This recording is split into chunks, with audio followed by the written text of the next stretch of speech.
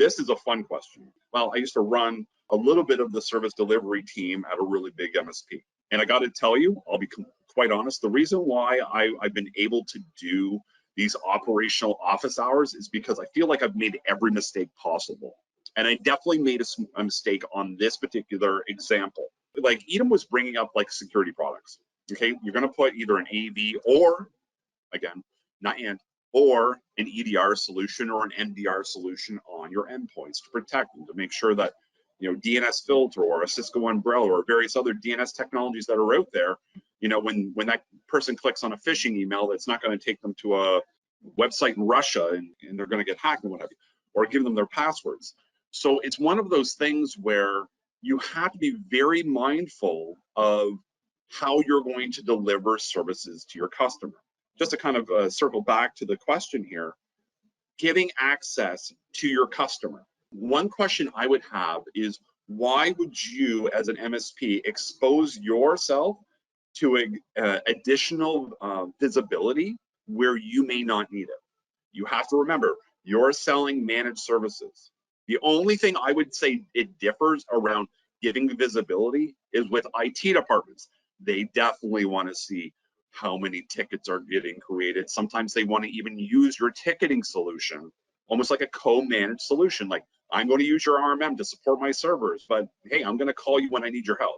Or yes, I want to use your MSP manager, or I want to use ConnectWise or Autotask for ServiceNow, you name it, for ticketing. So give me visibility, but I want you to help support some of this. But what you do not want to do is now give a non-technical, like a lawyer's firm or an engineering firm, visibility into IT that you can manage on your own. Because what you're then going to do is expose a lot more questions on the back end around, why is it taking you so long to answer Sandra, who has this really big problem? It's because what they're not aware is that you're helping, you know, another customer with a particular and more important issue around servers or something like that. So you need to be very mindful of that visibility. And I only gave, unless I was reselling it, right? If I'm reselling that as a service, then of course I'm going to give them visibility. I have to give them access. But if you're giving your customers visibility into tickets, again, it should be more like read only. And to be honest, I try to avoid it at all costs, to be honest with you, right?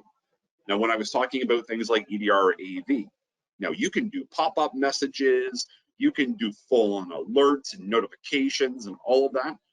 Well, that can also wig out your customers because they think everything's a virus. They think everything's a red alarm, right? So you need to be very mindful of that experience that you're providing to your end users and your customers as well.